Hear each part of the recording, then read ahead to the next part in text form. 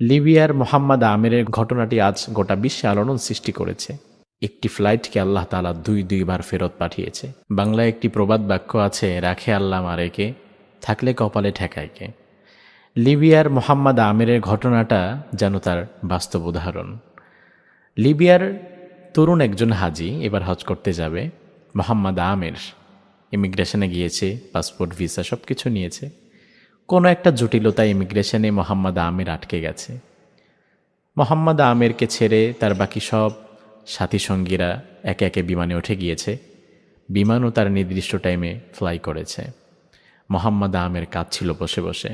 Immigration authority তাকে সান্ত্বনা দিয়ে বলল, তুমি এবার কেঁদো না, হয়তো আগামীবার তোমার হজ হবে, এবার হয়তো আল্লাহ কবুল করেনি। সাথে সাথে মোহাম্মদ আমির বলল, না, রাসূল বলেছেন ইন্নামাল আমালু বিন্নিয়াত, প্রতিটি কাজ নির্ভর করে তার নিয়তের বিশুদ্ধতার উপর।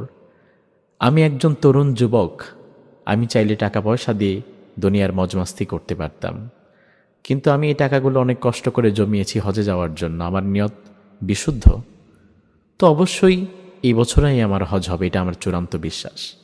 সবাই হাসাহাসি করছে যে বিমান তো উড়ে চলে গিয়েছে, আর তো আসবে না। মোহাম্মদ আমির কাঁদছে আর আল্লাহর কাছে দোয়া করছে। হঠাৎ করে দেখা গেল কিছু সময় পূর্বে উড্ডয়নকৃত সেই বিমানটি আবারও ফিরে এসেছে রানওয়েতে। সবাই অবাক, কি হয়েছে? মোহাম্মদ আমির সে তো আল্লাহর কাছে দোয়া করছে।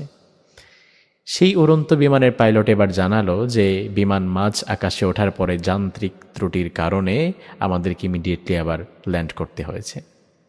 যান্ত্রিক ত্রুটির নিরসন হলো, বিমানটি আবারও মোহাম্মদ আমিরকে না নিয়ে উড়ে গেল।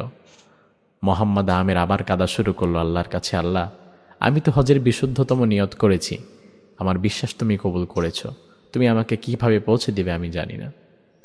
সবাই মোহাম্মদ আমিরকে বলা বলি করছিল যে তুমি বাড়ি চলে যাও, আর কোনো সুযোগ নেই। মোহাম্মদ আমির তবু এয়ারপোর্ট থেকে বের হচ্ছিল না। সাডেনলি দেখা গেল হঠাৎ করে সেই বিমানটি আবারও ফিরে আসলো।